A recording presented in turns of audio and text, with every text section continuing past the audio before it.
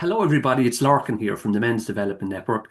Delighted to invite you in to be with us here today on a week where we celebrate International Men's Day.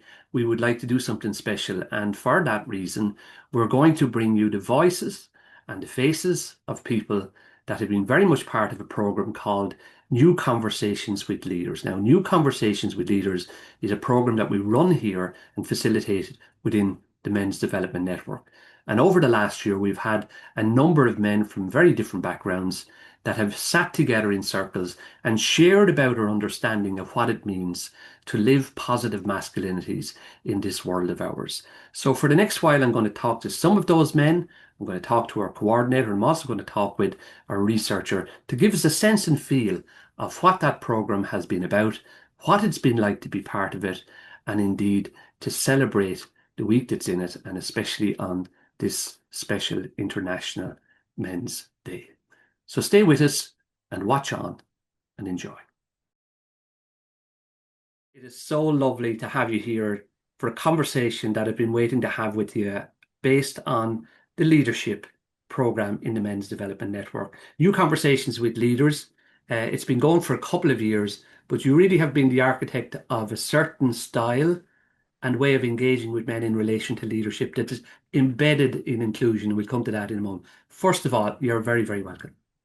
Thank you so much for having me. I'm really happy to be here. Well, I'm happy you're here as well. Can I start with that? When we're talking about leadership, and I've already had conversations, Sarah, with a number of the men who've been participants, and we've talked to research who's been involved in it as well. Inclusion. Men, the diversity of men, different types of men. And for the Men's Development Network, Leadership New Conversations, there is a strong emphasis on, I suppose, inviting in men in community who are part of new communities and many kinds of communities. Say a little bit about the focus of that for me, please, in the context of this program.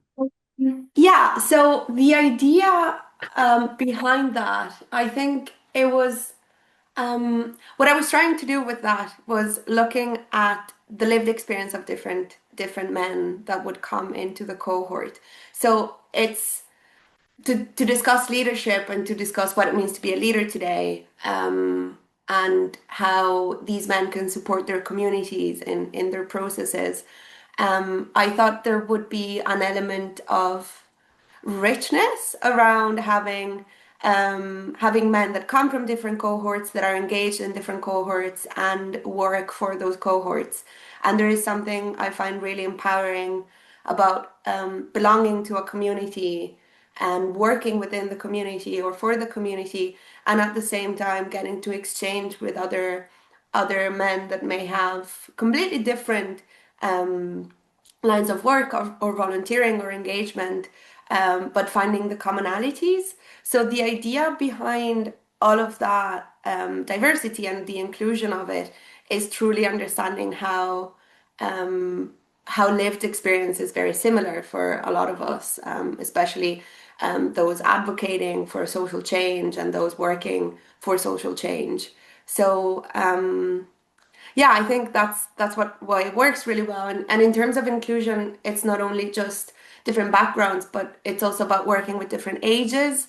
So we have a very wide age range as well, which makes it also interesting intergenerationally, having younger generations and older generations having a conversation around leadership and having a very honest and vulnerable conversation about the human experience, I think. So yeah, that was And the idea behind it. Mm. yeah, diversity and inclusion, I suppose, to go hand in hand in the context of the program.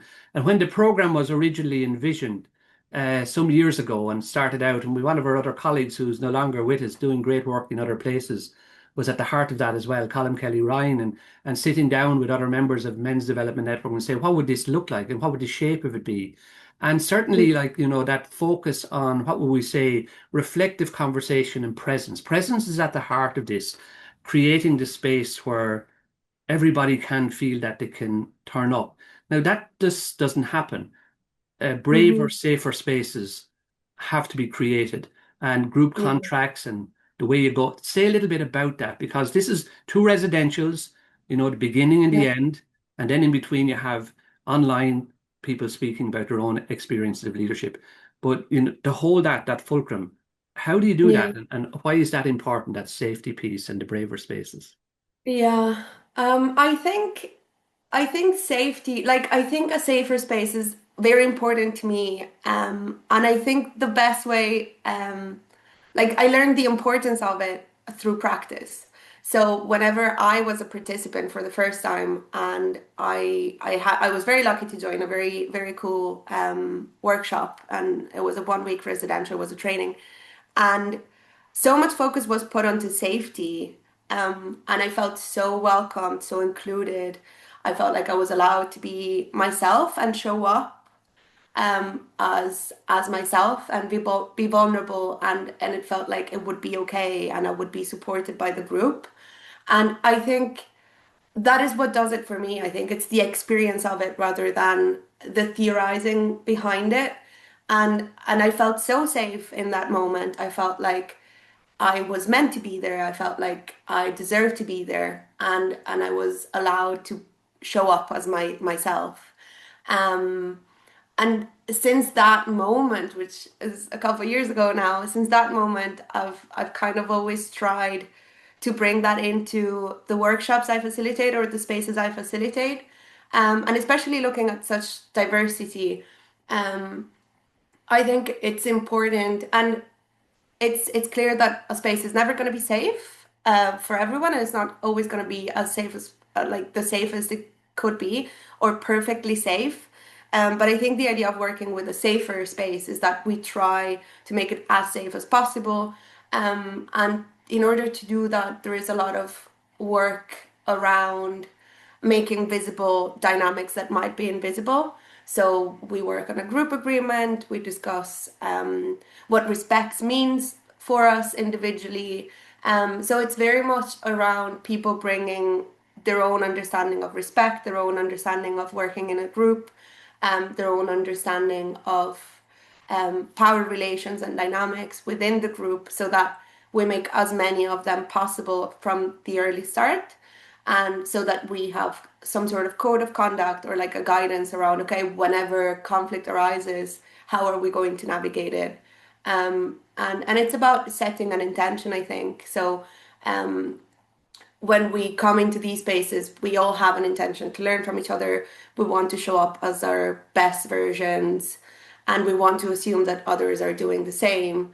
And so, understanding that there is that the space is there for people to explore, to do it bravely. So to also challenge their own understandings, maybe sit with discomfort around specific topics that might not be comfortable, but being able to sit with realizations about ourselves in a group, and do it bravely and do it in an environment that allows us as much safety as possible. I think it's kind of the core of what we're doing, and we wouldn't be able to have the conversations we have if it weren't for that for that element Of safety. of safety and bravery. Yeah. The Men's Development Network for many, many years have been sitting in circles with men and, incorporating what you're talking about, I suppose, in relation to that safer, braver space as well. And I'm just thinking about in the context of that, a lot of the men who came in on this program, really mixed group of men, lovely men coming in from all different parts of the country. And there you go, you sit in a circle. It's a very primal art form rediscovered for us, I think, as men. We're used to being behind something, If it's not a Yeah. laptop like this, it's a desk. So this is it. And then you slowly but surely through the conversation and that dynamics of creating the safety, you also bring another dimension. You say, we know the learning the skill of the I statement. Very profound, Hmm. very powerful. To begin maybe for Hmm. any of us at a new stage in our lives to say, this is I, to use the I statement and connect with ourselves. Again, the essence of presence in learning from our own reflective practice. You've seen that happen, haven't you? I mean, that's been at the heart of this. And I think it is very powerful, but it's also very empowering for people. I think, especially like in activist spaces, we sometimes think, oh, the systems are much bigger than us, which they are. And we're working in at times daunting topics, and we're working in challenging settings. So I think bringing it back to the I and saying, okay, why am I here? What do I want to change? And what is in my power to change? And how do I find community doing it? And for participants to come into that, um, where it's like me as a person, like I am here and this is how I feel and this is what I think and this is what I want to do with my life and how I want to impact the people around me. I think it's really empowerment because it really brings back a sense of ownership of one's emotions and one's actions that I think is quite fundamental if we're going to look at leadership and we're going to be working with groups of other men or just groups in general. Um, so yeah, it's quite at the core, yeah. Leadership in the present day probably was always like this, Sarah. When you Mm, look at it, we imagine it as, the joyful, great day out, doing your best stuff, being your best self. But the challenges of leadership in a very kind of atomized, distracted, and upsetting world at times is a real challenge in itself. But the lens brought to this reflective practice has been through a strengths-based inquiry. It's really important, isn't it, to bring that lens so that people are not overwhelmed by the potential yeah, sadness of the world at any one news break. You know what I mean? So how, what was that about? The inquiry is towards, a solution based, say a little bit about that, yeah. because that was really at the heart of a lot of the learning, I think, for a lot of the men. I think what I thought was really interesting for me, and it's something that I also learned through this, is in the application process, I asked one of the questions I asked to applicants was, "What does leadership mean to you?" And and what I thought was really interesting is that most of the answers that came back were around leadership being community and leadership being care work and leadership being taking care of others. And I was so positively impacted by that because I I I thought, okay, I was trying to come up with ideas for this program, and I thought, okay, what does leadership actually mean? Like, what is leadership? And to me, it's always been around creating community, and leadership is a group effort. So I think one of the biggest learnings in the space for the group as well is I don't need to do it alone. Like I don't have to do it alone, and I'm not alone in this. And that's where all these conversations come into play then, where it's like we come from such different backgrounds and such different areas of work. And as you were saying, it can be daunting, it can be really scary. So to actually sit and look at okay, this is how I do it, how do you do it, what do you do, what works, what doesn't work.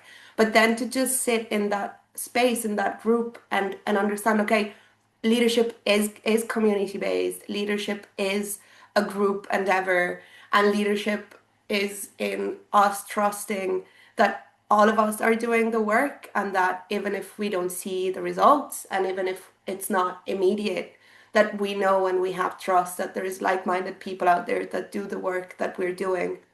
Um, so I think, yeah, I think there is that element around leadership, and I think yeah, as you were saying, like leadership has always been challenging, and like it's always there's always challenges in society, but I think there is that element of hope Yeah. that is so important.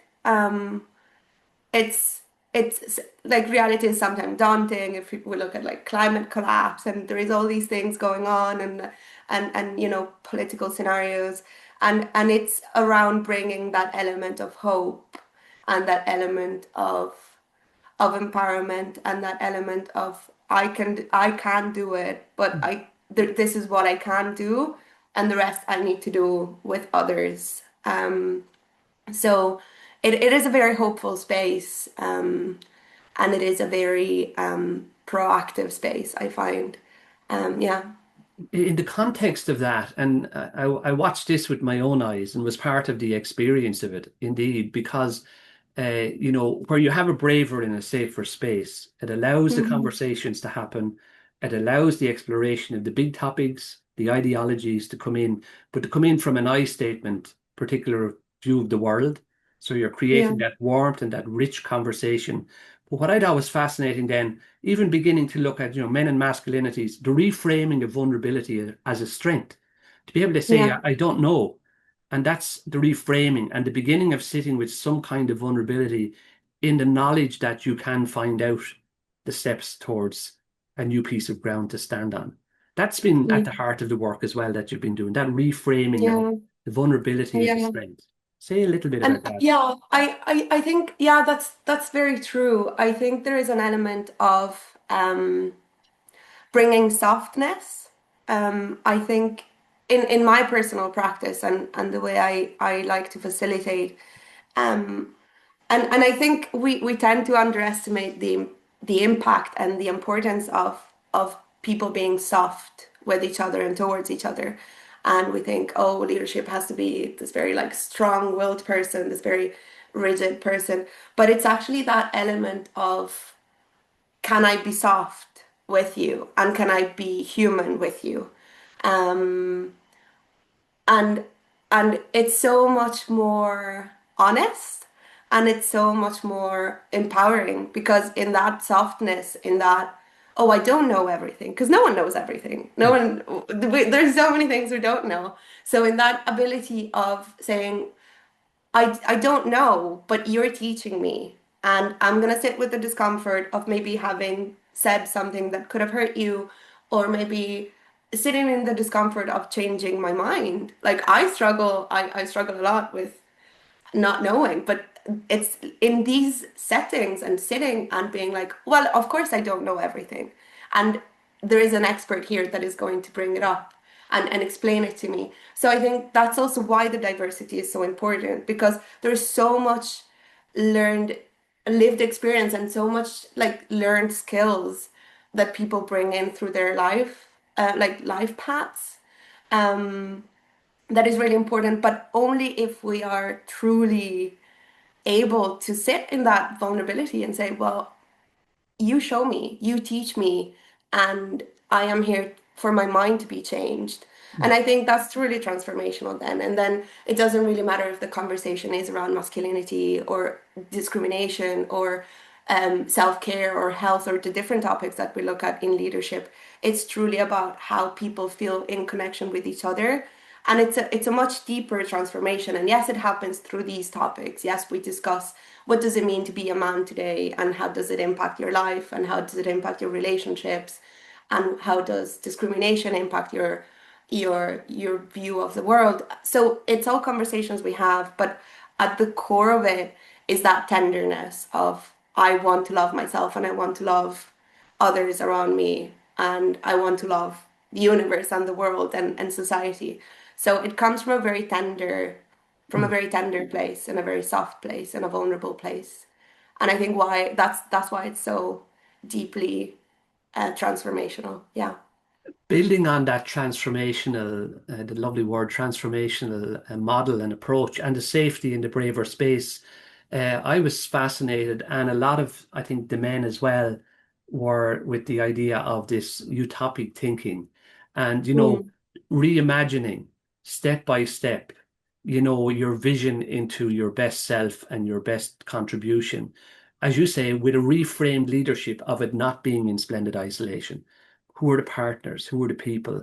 What's the feeling? mm. What does it say a little bit about that? Because oh my God, that is a powerful tool. Yeah, I really like working with utopias because again, like it is hard work and reframing and transforming society is challenging.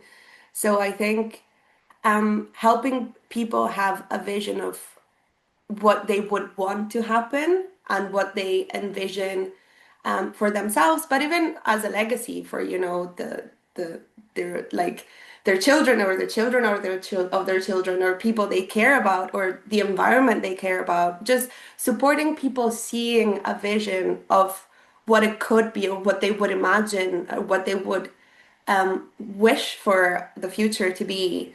And then bringing it back to, okay, what is realistic? What is doable? What is achievable? And how can you set a long-term plan to get there?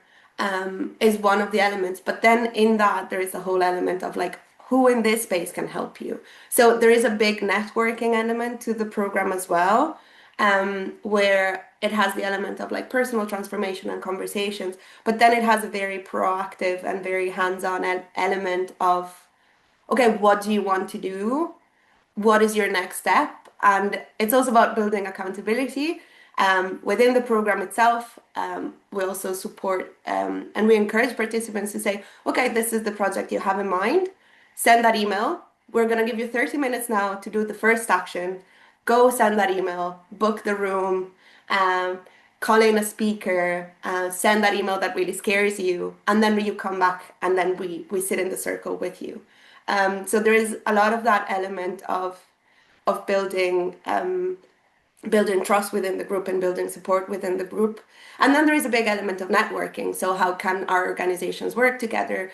Most of the participants are volunteers or workers in different areas of the social sector. So how can we co-develop workshops? How can we promote each other's work? How can we bring our communities together?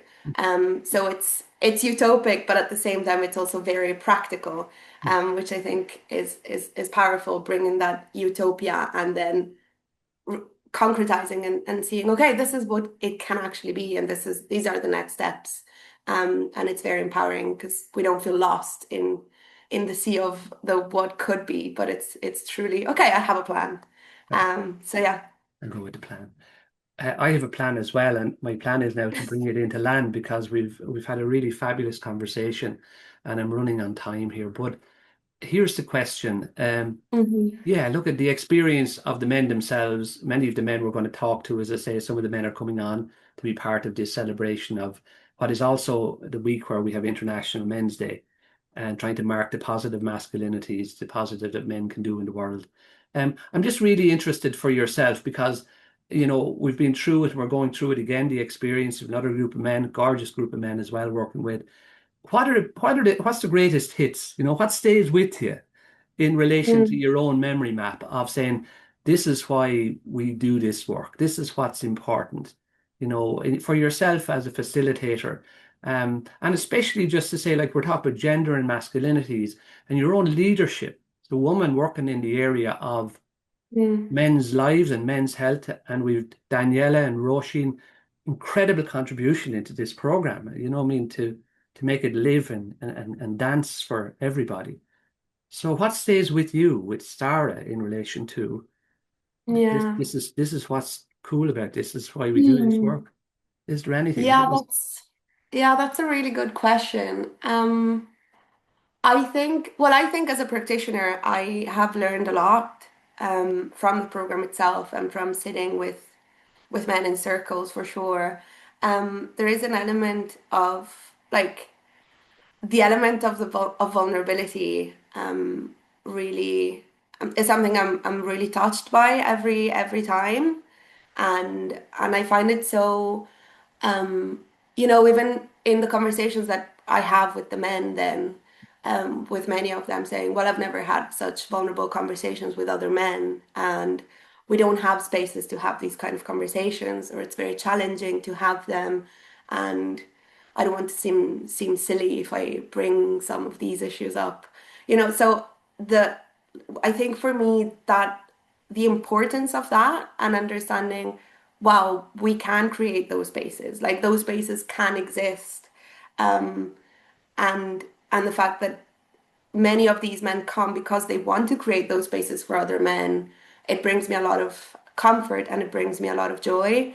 Um, so yeah, I think I keep like what stays with me over and over again, it's the human quality of people and how much we want to try and do our best over and over and over again and learn and grow and then it's I am facilitating the space, but then it's a taking and giving, and it's growth for everyone within the circle. So I think that definitely stays for me. There is an element of people taking things, and that element of like when you see that someone has clocked something for the first time and they're like, that makes so much sense now. And I could have read it in so many articles and I could have heard it and I could have listened to it, but it coming from someone and it being their lived experience and them telling me how much it hurts or how much it's uncomfortable or how hard their life is, and really seeing how the group is like, oh, this is not just an issue I hear on, like I hear about on TV or on the radio. It's actually somebody's lived experience. Um, so yeah, I think those are the elements that really stay with me. And I also think the element, like the importance of taking care of ourselves within the practice, and us as a group taking care of each other within the practice is really important. We talk a lot about self-care, we talk a lot about collective care, we talk a lot about practices of care in general. So I think it's really nice to see when it sits with people and they're like, okay, I need community, I want community. And how do we create caring spaces in our daily lives? So I think that's what it's a lot of things, but that's what stays with me. Yeah. A lot of good things. Look at for Yeah. yourself and the team who are there with you, and that hmm facilitate and hold the space. Amazing work, onwards and upwards, gently and bravely and safely, as I say. And thank you hmm for taking time today to talk with us, and just amazing. Thank you very, very much. Thank you so much for having me. Hello, everybody, and I have here with me, as I say, three men who've been very much part of the new conversations with leaders. It's a program, as I've already said, that's I think had an amazing impact on me being part of it, but certainly other men who have been part of it, especially across the last year or so. And I have here with me, you can see Sean, and I have Padraig, and I have Dan, and they're going to tell us a little bit about some of their own experience of being on the weekend and the 2 weekends actually in part of it, and then also, of course, the other parts that were built in across the year as well. And Sean, can I start with yourself? Because new conversations with leaders. I've already said a little bit about your background and where you're coming from. You signed up to come in a program like this. Why so? Because what was it that drew you in initially to say, I think I'd like to be part of that? Do you remember that at the time? I do. I think for me, I felt I always had the ability and the skills to lead a group or facilitate a group, but I never had any training around it, or I wouldn't have had the confidence to go through with it, or if I did, I mightn't have done it as well as I could have. So when I saw it advertised, I just thought it was a great opportunity to learn through the Men's Development Network, who have a lot of experience in this area. And Padraig, you walked into the room, and I remember meeting you the first day, and I went over to ramble over. I think we were putting out chairs or we were doing something, and I shook your hand and I said, "You're very, very welcome." Um, for me, that was a lovely experience. You came into the room. You're one of the first there on the first residential weekend, getting up the stairs and getting in there. What was it like for yourself, coming along, bringing a broad church of men together, very different types of masculinities coming together in a space, and you arrive in the space for yourself? Just starting off, what was it like for yourself? I'm trying to think. I don't think I had many expectations going in. I know I was nervous because I've never been comfortable sitting in a group of men, and I was coming to this kind of from the opposite place of Sean. I didn't see myself as a leader at all. I had recently started facilitating stuff, so I kind of thought I need those skills. I will say that you were very, very welcoming, Lorcan, and made me feel at ease pretty damn quickly. Like, and then because I was the first one there, partly for that reason, because I was nervous, and so I got to kind of meet the people as they came in one by one instead of in a big group. Yeah, I found that helped a good deal. Good. And Dan, Yeah. one of the people who came in, I name you here because I know you across the years. For yourself, especially, you see the flyer, you see the poster, and you say, I think I'd like to be part of this initiative. Again, why so? Because what was it drew you in? Do you think initially when you heard there was this leadership program, and Yeah, especially well, yeah, I'd be a bit like Padraig now. I wouldn't consider myself a leader, but I would like to be a leader or to have better skills at leading. So I saw this as an opportunity to learn and to experience, how to be a leader or a good leader. So that's why it attracted me, like. Okay, And now, yeah, feel free, folks, to come in and out a little bit on this. I'm not going to go one to the other with you because I want to get the sense of the synergy that was part of our time together. A key part, maybe to stay with you, Dan, sorry for cutting across you, because in the initial stages, when we were bringing people together and we worked in circles from the very beginning, you'll remember, a really core part was creating what Padraig has already talked about, that sense of calm, safety, allowing people to land in. How important, Dan, was that, or is that, in the context of when you go to work as leaders in circles, oh especially? yeah, that's very important, to be welcoming and to be calm, and not to be too serious about stuff. Like, that's absolutely wonderful place to go to get into, to learn.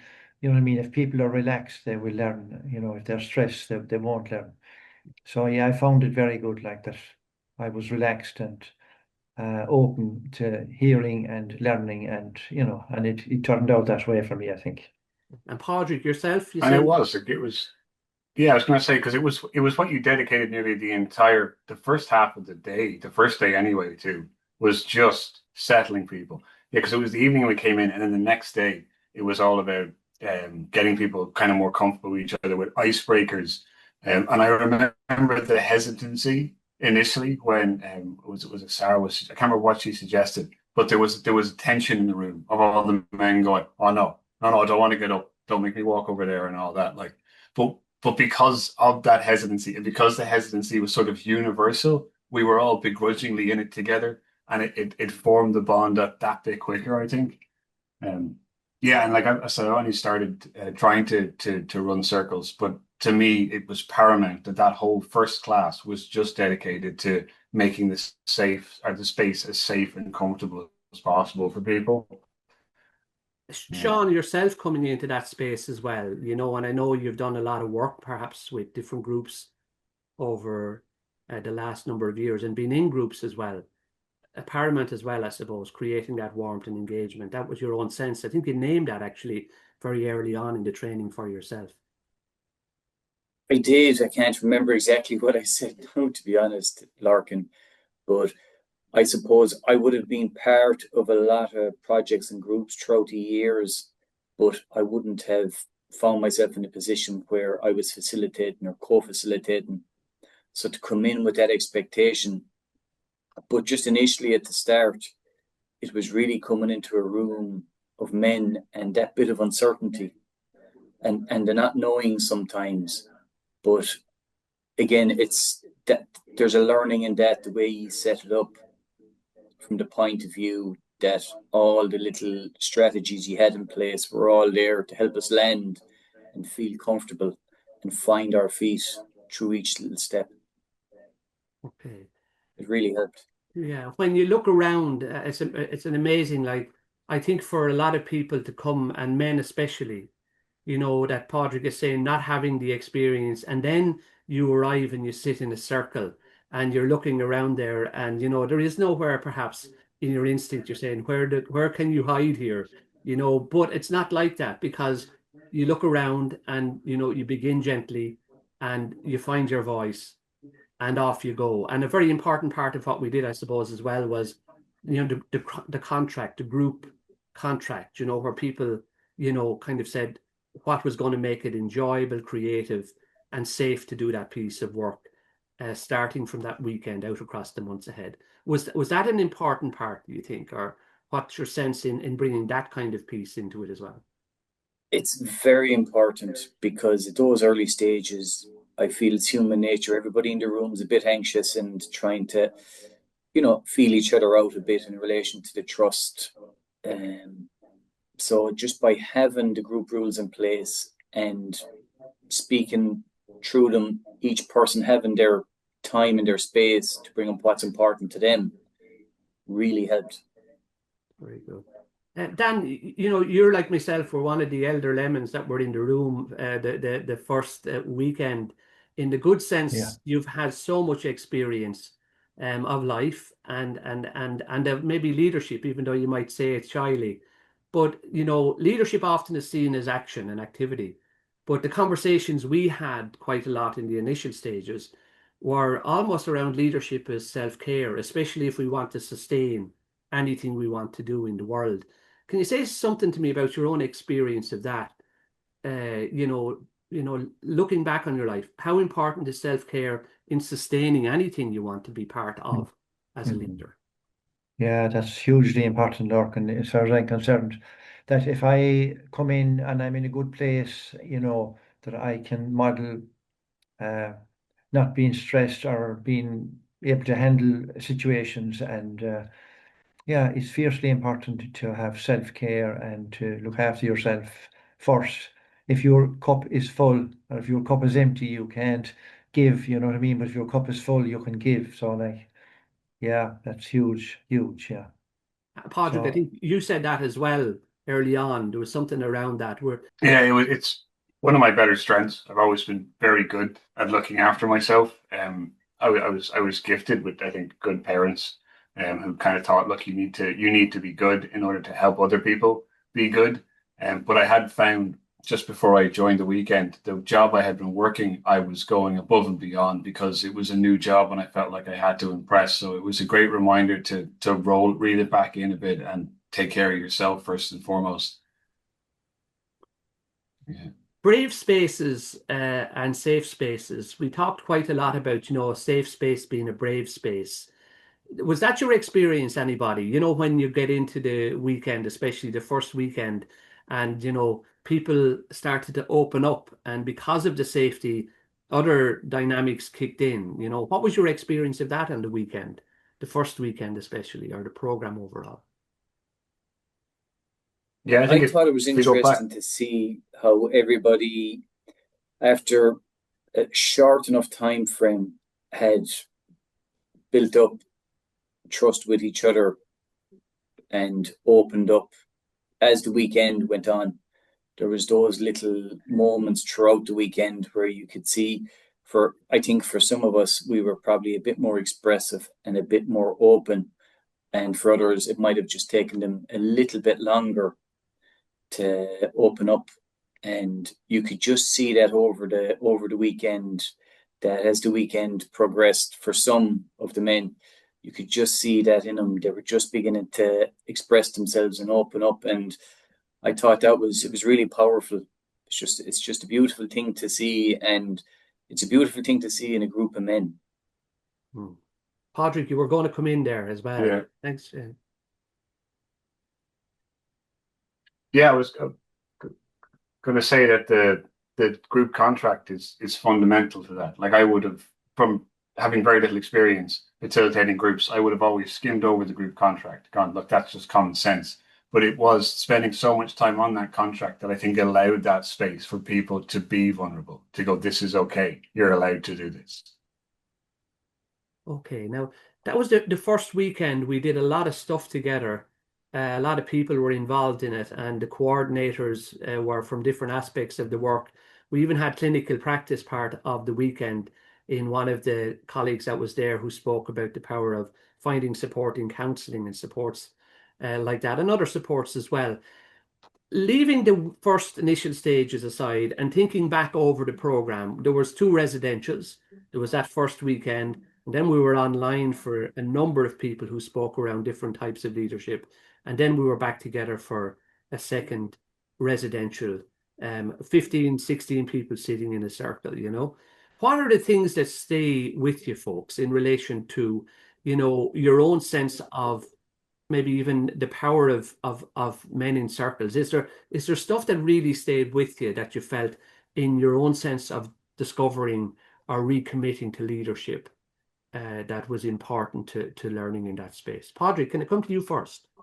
Yeah, it was the connections. It was the connections with people. It was finding out, because again, the nervousness of going in and sitting in a group of men. When I said I wasn't ever comfortable with that, it was then coming the second weekend, having done the online things, and it was like sliding back into a regular routine with a couple of people. And then after the day, it was like that with everyone who was there. It was a really, really wonderful experience. unifying experience to learn that when you dig just a little bit under the surface, you'll find that there's depths to people that you never even considered. Very good. Different men, different expressions of masculinity, Sean, all in a circle, very different backgrounds, volunteers, workers, and yet the commonality and finding the commonality of our connections absolutely happened through osmosis and support and safety across the program. Was that your experiences as well? I think so. Again, I think initially it's very hard to build up that rapport, but over the course of the 2 weekends and the online sessions, the more that people opened up and had an opportunity to find their voice, it gave a better insight to them. And I feel that support and connectedness, it really helped. And it really helped me as well, to be honest, from the point of view that I knew that once a month we were going to meet online. I knew we had 2 residentials, and just that feeling of, there's a group of men there holding me as well. So there was that, as you were saying, Pádraig, there, that unity between us. It's very powerful, and I still feel it. I still look forward to the next meeting we're going to have at the end of the month, to catch up again and just to see how everybody's getting on. And it also gives me an opportunity to speak on how things are working out for me and what's happening in my life as well. And this is all with a group of men who a year ago I didn't know. It's it's like proof of concept as well, I suppose, in some ways, that we've done it, we've lived through it, and we're doing it. So it really gives me and has given me the confidence to start my own men's circle. Okay, and we'll come to that in a moment as well. Dan, what Sean is saying, it reminds me of something that came up quite a lot across the program, discovering that together we are greater than the sum of the parts. A surprising thing sometimes in masculinities where perhaps we feel we've been brought up more competitive in the way we go at things in life. But that seemed to come across in a lot of the conversations we had, that people found parts of their tribe in some of the communities that were around us in that circle. Yeah. Yeah, I found like that being able to express myself in a group was important, and I felt really well listened to and supported. And then the modeling that you did as well, then like yourself and Sarah, was excellent. And yeah, what did you say again there? What the question that you asked me? Yeah, the question was more, I suppose, around that being greater than the sum of the parts. Oh To yes, make those yeah, connections. There was something about, I think, for a lot of people, feeling that seemed to come back quite a lot. People said, oh God, yeah, we are yeah. much better when we find community rather than in isolation. Absolutely. Oh yeah, absolutely. That I would say that I would lack that in my life. You know what I mean? Where there would be chances to express myself in a community or in a group of people. You know what I mean? That part of our life has been taken away from us with media and television and whatever you. You know what I mean? That we don't get that chance much anymore. And that was something that was there long ago, but it's it's been taken away, as I say, and that's important, like to be able to talk in a group and be relaxed about it, and be listened to. So yeah, that was very good. Yeah. We're coming in towards the end of our conversation, lads. I just want to ask you this, though, before we come to land. For lots of men, even the idea, and this is Padraig, where your bravery came into play, they might see a poster like that about men in circles or men coming together or men learning together. We've been doing it for a long while in the Men's Development Network, but to stay away in droves. And I'm just wondering for yourselves, what would you say to a man that maybe might see a poster like this and be a little bit afraid to follow through on it? What word of advice or support would you give to that person, Padraig? That could be you, for example, Padraig. And Uh, get them into the room after your no, experience. no one's going to ask you to share anything that you don't want to share. I think that's a big one. I think there's an expectation that I have to sit in this circle and bare my soul, and that's not it. Like if you reach that point, that's great, where you're comfortable enough to be able to do that. I think it's more signing the point to going like that. We are greater together. Like if we can get together, if we can work towards a common goal, there's very little that we can't achieve. You know, particularly as men, not to be sexist or anything, but we have this drive. We have this sort of purpose driven mentality. So if we don't have a purpose, we kind of wander around aimlessly. And I think that's one of those things that those circles can do. They can help you find your purpose. It doesn't have to be the circle, but it will help you find your one. And Sean, your experience. I'd feel a bit of encouragement, a bit of gentle encouragement is a good place to start. I think sometimes for men, we're a little bit slower to find our feet with these things. So just to gently guide somebody along with a little bit of encouragement can go a long way. And it mightn't happen the first time or the second time, but I feel over time there's always a strong possibility that somebody will, if they've shown that bit of interest, come along at some point or another. And finally, Dan, for yourself, what word of advice would you give to a man? You've sat in many different spaces and supported many men over the years, I think. But there's other men that just don't make it to spaces or leadership or in the ways that they might like to. Well, there's this concept in men's sheds where men will talk shoulder to shoulder, but that they won't, go to a group meeting like so. If you could adopt something like that, some kind of a workshop where men would be asked to work on a project, and they might open up then, like, but generally they're slow to look at themselves or to look at ways of doing things better or being a better person. That doesn't appeal to men at all. Not conversation, like they're more physical than mental. I think men in general, that they'd be good at hurling and football, but like don't ask them to talk or to share what's in their heart. So yeah, there's a big gap there. Like, and they say that the longest journey is from your head to your heart, and that'd be very true. Like for men, I suppose. Very good. Well, look at guys, thank you so much for being part of that journey with all of us and the many men who are not on the screen, from the head to the heart. And so good to meet you and all the other men who are part of New Conversations for Leaders. And thanks for joining us. And we'll be talking again to you soon. And for the week Okay, that's in it, especially happy International Men's Day. Lads, you're so good to give me your time on this afternoon. I don't know where you are at the moment. You're in different parts of Ireland. It is lashing rain here, so people will be able to guess what day we're recording this on. But it's lovely to see you, Hughie, Peter, and Mark. Can you hear me? I suppose you can. Yes, we can hear you. Yes. Everybody can hear very well. So look, at all I want you to do, folks, is that you are part of our leadership program, Men Learning Together, I suppose, New Conversations with Leaders.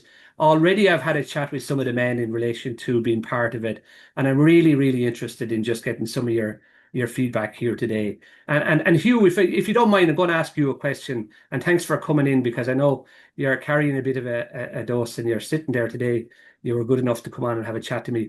When you think back, Hughie, on the leadership program in relation to meeting with a group of men you'd never sat in a circle with before, and leadership is learning together. I think you said something one evening over a cup of coffee with me. You're saying about you're learning about leadership as actually we learn together. It's a style of leadership. Say a little bit about that for me, because I know you went off back home and yet you were part of stuff with other leaders doing stuff together, not in isolation. Just a bit about that from your own experience. Yeah, I suppose it's learning the skill to lead, I suppose, and to facilitate groups. And for me, like, I mean, it brought out my strengths and my weaknesses. And where you're talking to other groups, you're learning how to listen. You're learning how to reflect on what's being told to you, and to have an input. Have open-ended questions. It's all a style of its own, and you kind of have to change up the style different times, different groups. And that's what I found at that weekend we had in Waterford. And Huey, just to reframe, I suppose, even what we're talking about in the context of our leadership and men sitting in circles and conversations with leaders. We started with a residential, and then we were online together for a number of nights with key leaders speaking to us. And then we had our second residential as well. And Mark, in the context of what Huey's saying, it's a learning style of leadership. You've a lot of experience from your own background. Huey has a Traveller Men's Health worker. Peter has from a loan background, and yourself as well, Mark, in relation to working in promoting positive mental health and well-being. What was it maybe new that you picked up in the combination of sitting in the mixture of such a really wonderful, different group of men? Well, for me, what was very unusual was, first of all, I didn't know what to expect. And the difference for me was the fact that all my work prior to this, or my involvement, was always in the mental health arena. Whereas this was such a variety of men coming from the different backgrounds, different workplaces I'm talking about. Like, for example, supporting of cancer, of immigrants, of traveller communities. So that variety was very new to me. But what I did notice was that we were all similar in a way, that the empathy was there with everybody, and everybody there wanted to, in their own fields, wanted to support whoever was in their groups. That was their main aim, and to have a better life, to try and support a better life for others. Yeah. Yeah. And Peter, that's a really good point that Mark's making. Commonality and difference. And you spoke about that a number of times over the times together in both weekends and online. Your experience as well, that we find this commonality actually through creating that safe space and being able to have those conversations. Say a bit about that for me in your experience. Yes, when I was actually planning to attend, I was having this mind, what am I expecting? What am I going to meet? And I was actually having this anxiety initially, but when I got there, I discovered one thing. I met people of like mind, people that have experience, people that were able to share their experience. Wanted to have experiences, I wanted to be able to share your experience. And with that, I saw different definition of leadership from different people.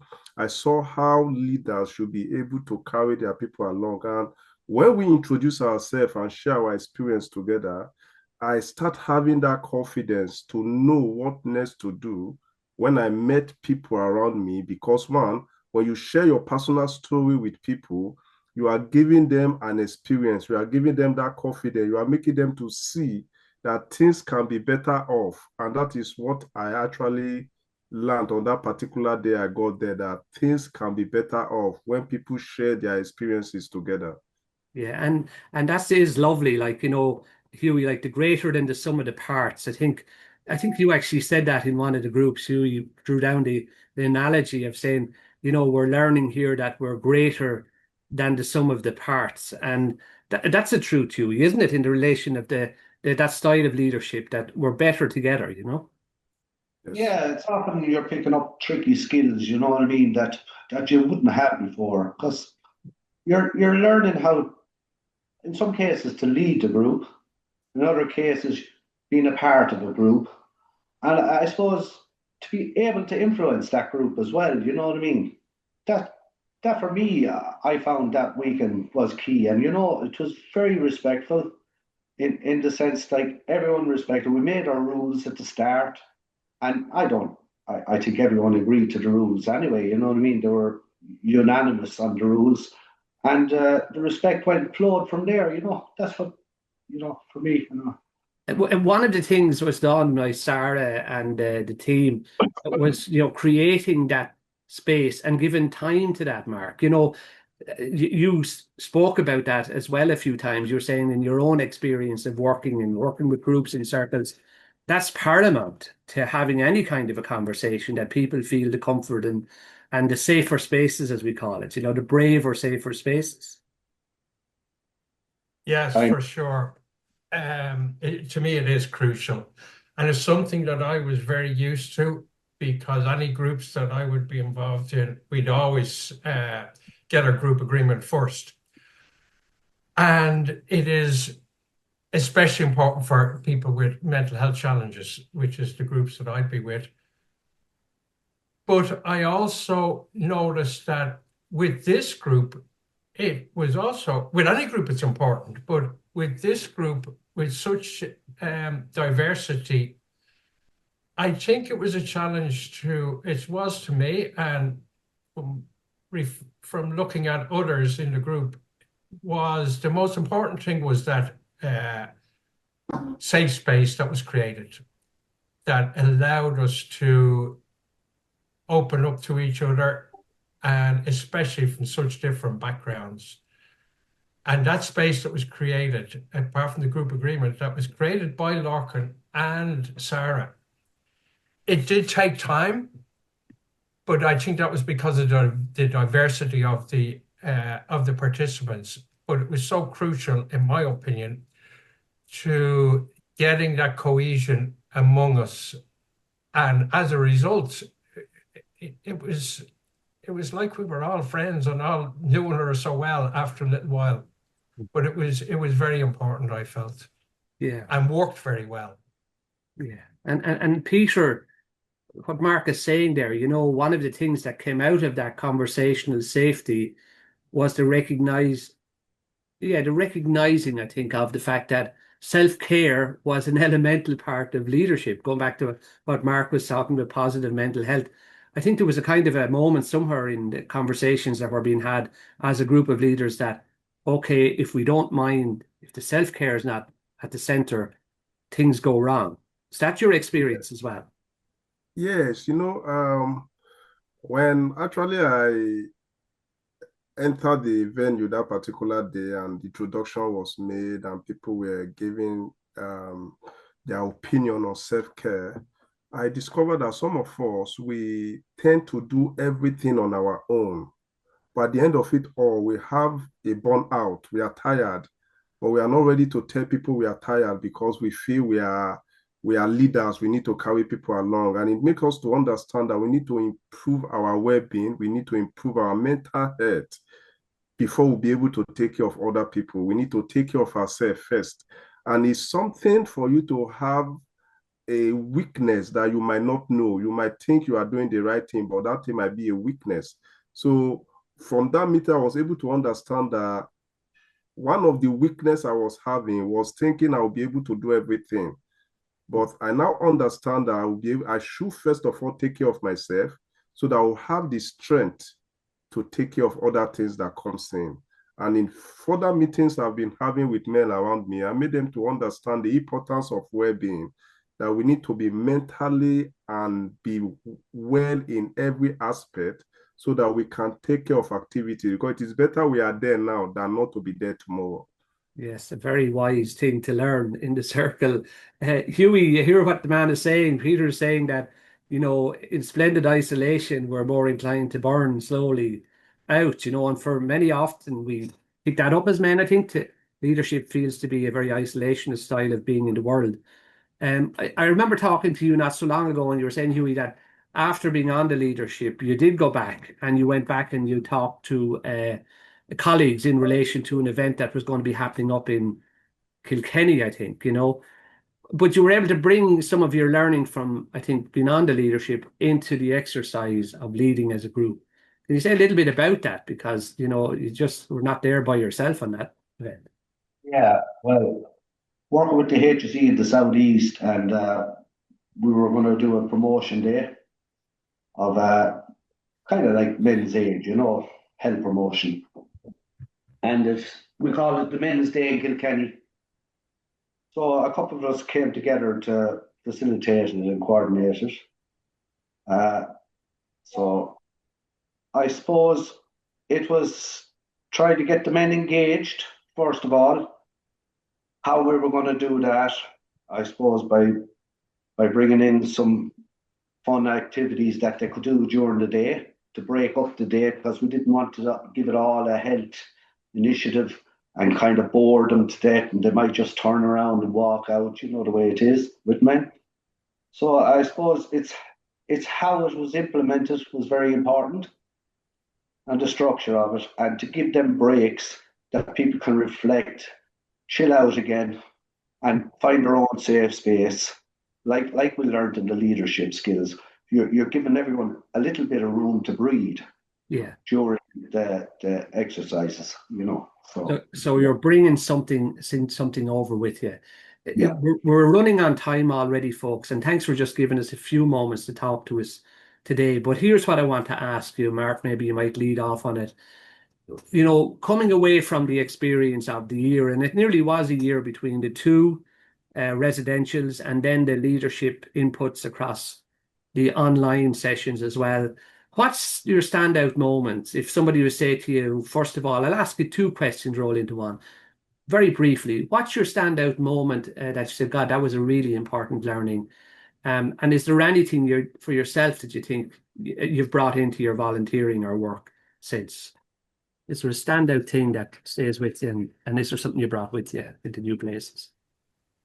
A couple of standout things is that, first of all, there's a lot of work to be done.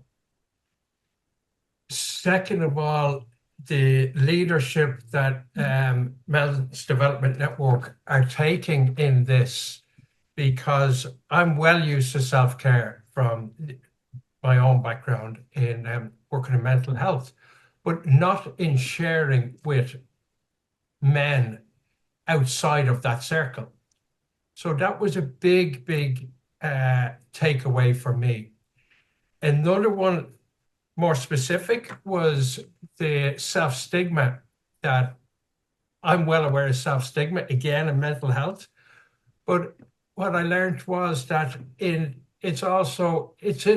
I'm aware it's in a lot of different groups, but I was shocked when I realized and heard that it was there with some of the traveller community in this country.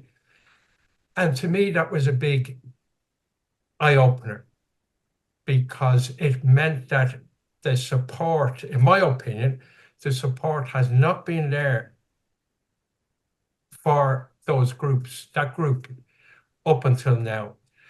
And your second question, Lorcan, was just around what you've brought with you into your own experience, very briefly, of the work that you do or the volunteering you're involved in.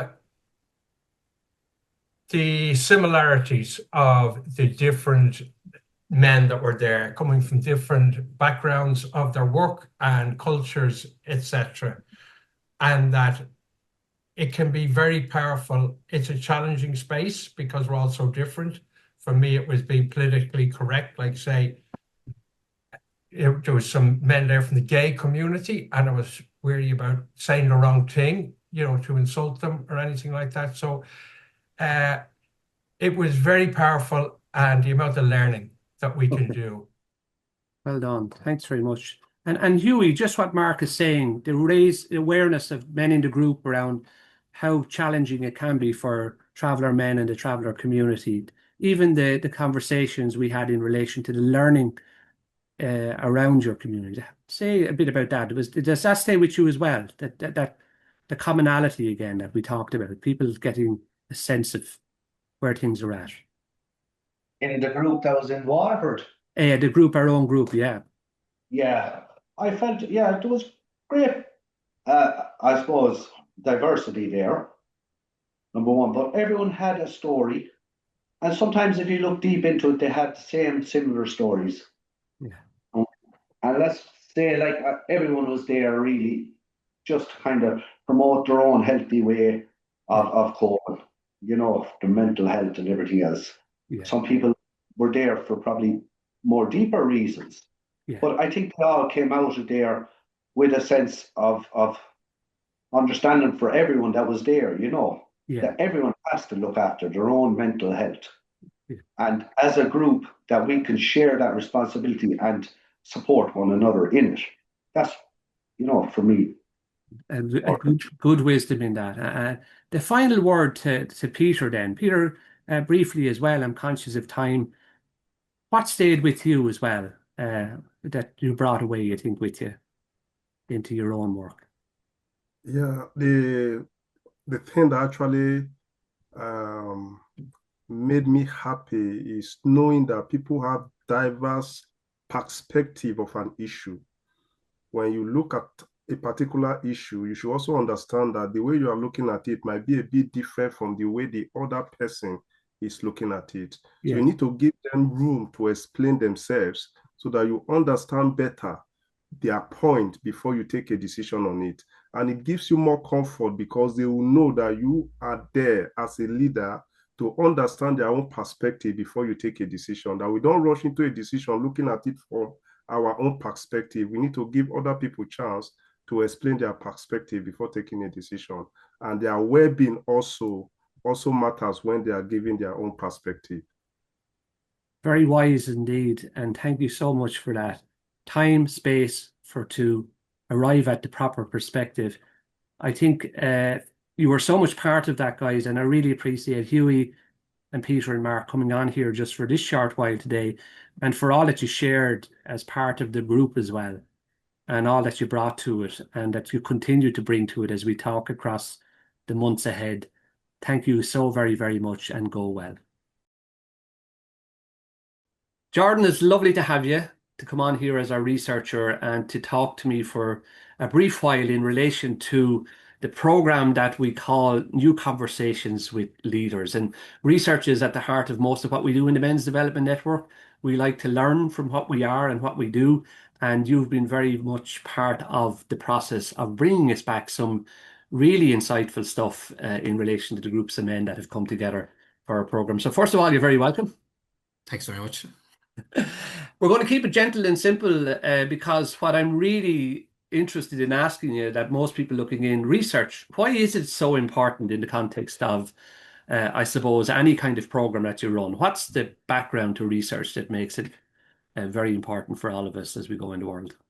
I suppose even looking at this program more specifically, you'd know from being in the rooms, either online or in the physical rooms with the men, that the work has had an impact, and it's gone as well. And we can kind of throw to more concrete examples as we go on, but we could probably know on an individual level that these things have kind of gone well, and we can kind of have an assumption that they brought the learnings out of them into the communities or into their own networks or whatever it might be. I think the importance of kind of any sort of reflective work or any sort of research that goes into it is that it almost pulls all those experiences in together and shows the kind of narrative around it as much as anything else. And when you kind of do that, you take all those things and you put them in black and white for everyone else to see, I suppose, that we're not just relying on an assumption maybe that they've gone out and done the work. And I think when we do that, I think with any kind of research as well, is that particularly if we're doing it for an organization such as ourselves, where so much of what we do is guided by our own kind of values and principles, that we can essentially hold a mirror up to ourselves then to say, this is what we wanted to do, this is how we did it, and this is how it went. And we can frame that all within our own kind of values and principles within that kind of research piece. So it's a really effective way of us being able to showcase the type of work we do and the impact it has on people as well.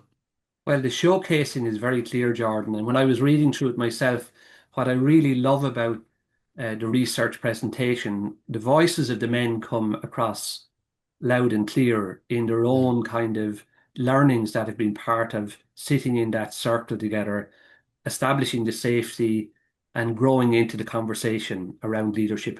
Now, leadership, just to go back a little bit, leadership itself, very often we think of it in the context of activity. It feels like doing.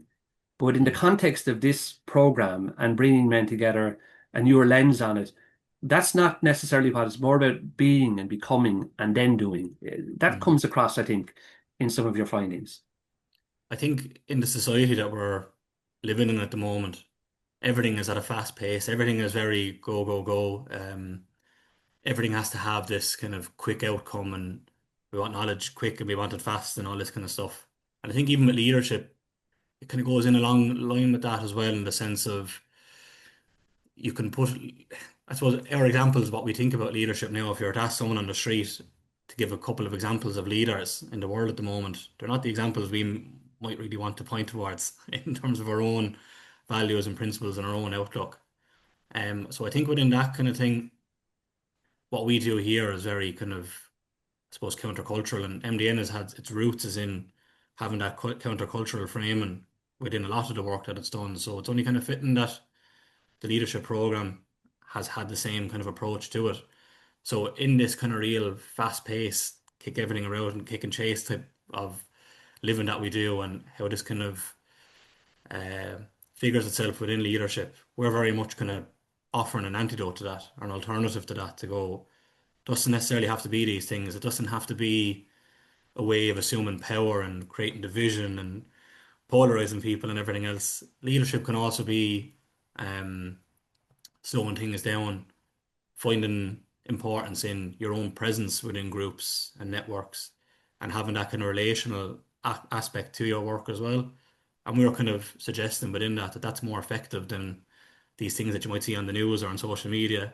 And I think that's what comes through in the findings, and what a lot of the men had said is that they didn't really realize that their presence could be leadership, that they're able to kind of almost lead from the back as much as anything else. They don't have to be the big shouting, roaring voice at the top, kind of booming out over everyone else.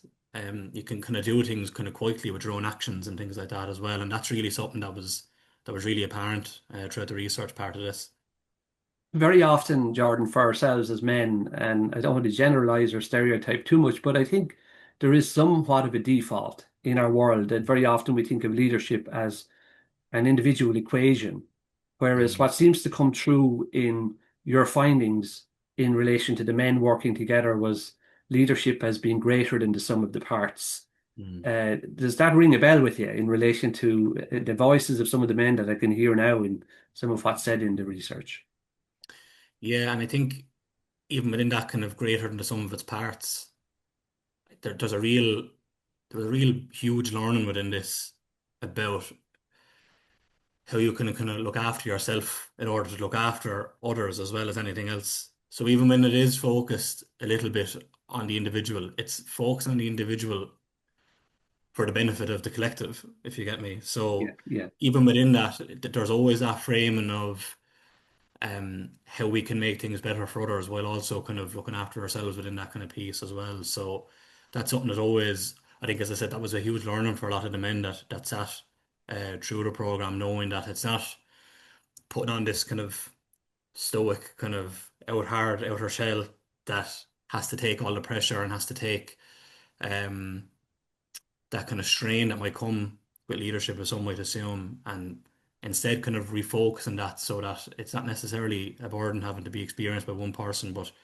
something that you can work on for yourself, as I said, to make things better for others. And once you do that, it becomes a little bit more of a cycle, and it does kind of a hierarchical thing in that kind of sense. Now, you've mentioned the values of the Men's Development Network a few moments ago and Mm, the history of its own development of working with men in circles. And from the very beginning, this was a program that worked with men in circles. And a lot of emphasis was put on creating the safety and mm, creating the container that would allow really important conversations to happen. Because remember, the program was a residential weekend, and then there was nights online, and then there was a second residential. So it was around building in a foundation of mm. safety and self-care, even from the very beginning, that allowed this to happen. Does that come across for you? Did that strike you in the research and in the conversations and the findings of working with the men? Yeah, I think particularly with the ones that I've spoken to, and even I suppose even with the feedback that you read as well, there is that sense of they felt pretty much comfortable. Not maybe don't want to say necessarily from the jump. There was a hint of kind of apprehension, maybe not kind of knowing what they were stepping into a little bit at the start. but then kind of figuring it out quite quickly what was going to happen, and having to kind of figure out what their own kind of values and perspectives quite quickly, particularly in a room that was pretty diverse considering the kind of the number of men that were on it. But even within doing that, and what came through in the research piece of this is that, it's okay to say, yeah, we're going to create a safe space and a brave space, but that doesn't just kind of come about, particularly when you place so many kind of different men from different backgrounds and stuff like that into a room. Um, a lot of the men spoke about, okay, yeah, they had it, but it comes from fairly skilled facilitation as well in a lot of ways. That you can't just assume that these things are going to be absolutely fine and everything else. But if you create the context in which the men found for themselves, and I suppose the environment and the atmosphere within the room from the facilitation point of view, it all of a sudden starts to become this kind of safer place for men to come in and share their kind of thoughts and share their perspectives without feeling that they're going to be, I suppose, hung out to dry for a lot of it as much as anything else. Um, and I think what you get from that then is, once that starts building and kind of manifesting itself within the people that have sat within these spaces, whether it was physical or online, all of a sudden you kind of go, "Well, this is a space where I can go and figure these things out, and this is a space where I can go and speak about that." And then once they have that within that kind of incubator period, that was, shown through the program, they know then from that kind of type of learning, and I throw back to that word in terms of learning, they know that all those things that they've taken from that environment, from that atmosphere, they can then bring it out into the outside world again. And that was, I think, the biggest standout from that type of brave and safe place that was created within the actual program itself.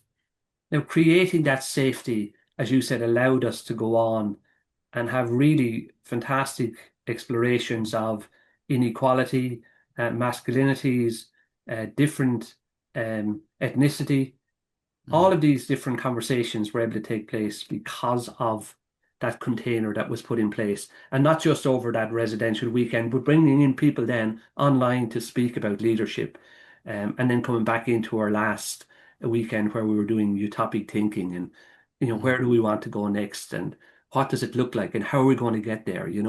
When you were reading the materials and talking with the men, what were the parts that stayed with you out of the overall program, do you think, or stayed with the men Mm. as saying this has been absolutely primal in the context of learning for myself about leadership and where I Mm. wish to go next? One of the things that stuck with me, I suppose, first and foremost, when I was interviewing the men, there was parts in the interview. I only kept them for about kind of 20 or 30 minutes because they've kind of busy schedules anyway, but I could have kept them for 3 to 4 hours, speaking to them about their experiences. But, and I kind of say that because the biggest thing that stuck with me was sometimes I couldn't believe that I was having these conversations with men. And it kind of throws back to that stuff around the safe place and the brave space, and the impact it's had on their kind of outlook and the conversations they're comfortable with having then outside of that kind of container. Um, they seem so well versed in being able to have conversations around diversity, around empathy, around inclusion, around equality. Um, that it's not this kind of scary thing that they have to kind of introduce themselves to, or kind of monitor or watch themselves in case they say the wrong thing or whatever it might be. And it kind of showed me, I think a lot of the times is that, whether you're in leadership or not, or whatever sort of role that you might have, is that men kind of want to have these conversations, but there's these kind of constructs and norms and everything else that's around us that kind of stop us from having that a little bit. And I think one of the big things about this program is that it took away, maybe not the stigma, but it took away that level of discomfort of having those types of conversations as a man. And I think what you find then, that after they've kind of sat through the program, obviously there's kind of more informal kind of catch-ups that they have and stuff like that with themselves, but they've kind of seen kind of a tribe elsewhere outside of their own kind of communities and networks, and people that they might see as them, kind of identifying with a bit more closely. But they found that, it was a room full of diversity and difference, and they were able to kind of notice that, like, these are the ones I'm actually quite similar to as well, that we're all quite like-minded, we're all driven by the same values and motivations. And I think that really is quite telling in I suppose, a world and a society that seems to thrive on kind of polarization and division at the moment, that we've offered a solution almost to an extent. Maybe that's saying too much, but we've offered I suppose, a pathway or a framework to be able to dismantle that a little bit, to show, the person across the road from you, might necessarily be as like-minded as you think. It could be the fella 3 towns over in a different community, in a different setting altogether. That's just as good, And I think that's one of the biggest things, that if I take about my own experience, what I took from it and what they took from it, and I think if we put all that together, I think that's what you kind of come away with it with. On a week where we celebrate International Men's Day, you've Mm. mentioned it already, probably in the context of positive masculinities, in the context of again being part of the research, what do you think came to the top of the findings in relation to what positive masculinities might look like? What are the values or the qualities or the actions that seem to kind of percolate into the ether in relation to these men coming away and saying, we've had this whole year together, we've had this experience residentially twice, and then these leaders coming in to speak online under the lens of different types of brand of leadership. Yeah, what does it look like for you after being with the men and reading through the material? The key thing I think that comes up as much as anything else that's come up through the research is the aspect of self-care and boundaries. I think if you're talking about maybe some form of traditional form of masculinity in which men are kind of, they have to get up and get on with it, and have a stern face, and kind of carry the weight of any sort of emotions or hard times that they're feeling. The thing that really came to the surface time and time again is that it doesn't necessarily have to be like that if you're a man. Mm. It's okay to find comfort in conversations with others. It's okay to look after yourself in order to be able to look after other people, and to be kind of open about that as well, and to think about these things a bit more concretely in your life. It's not just about, oh yeah, I can do this, and I can have a bit more of a sit down here and there and whatever else. It's that knowledge of, I have to look after myself in order to be this person within my own community. And I don't think men in kind of general terms do that enough. And I think even if you introduce that small element of self-care and looking after yourself, I think that goes some way in terms of promoting that sense of more positive masculinity, or just even being a decent person more generally as well. Jordan, it's lovely chatting with you, and thanks for giving us your time here today. One more question, I suppose, which is the drum roll, because researchers love research, but they also love recommendations. And what are some of the things that you feel then, after reading, listening, being part of the sound of the leadership program through the voices of the men? What do you think are the recommendations? Where do you go with something like this or with a program? Or what do you think Yeah. are some of the things we need to keep in mind going from here? I think the pilot as is has worked quite well. I don't think I would be changing a hell of a lot in terms of the motivations behind it, the type of men that you get into the room, the type of facilitation that was in there. I think once you've had a pilot that was this successful and kind of knowing how it can impact men and impact communities as kind of a knock-on effect, it actually probably opens up a little bit more room to introduce different forms of topics in terms of like allyship and stuff like that as well. Um, Maybe speaking about things around violence a little bit more concretely as well. I think the pilot has provided a platform to be able to go on and do that more successfully. And I think if you kind of follow this um, as a kind of a blueprint going forward, as I mentioned there at the start, in terms of offering an antidote, the more these programs that you run out and the more men that are involved in them, the more you kind of send out a ripple effect into communities across the country. And I think once you're doing that, the program is going a fair ways in terms of being able to kind of go against the status quo a little bit, and to offer kind of more kind of positive changes within society that we probably don't see a hell of a lot of, I suppose, in the current state of things. But in terms of recommendations, I think that's the kind of big one, is taking things as it is, continuing on with the good work, and then kind of recognizing the strengths, I suppose, of even the facilitators and the participants that you can bring in to be able to handle even a bit more in terms of complex issues when it comes to discussions and things like that in the future. But other than that, that's really what you'd want to be sticking to, I think. But really appreciate you, Jordan, coming along and talking with us, and for capturing the sound and the voices of the men and their learnings, and most importantly in this report, giving us a map and recommendations on where we can go from here. That will be definitely followed up on and brought into new spaces and new places. So thanks very, very much. Spot on. Thanks very much.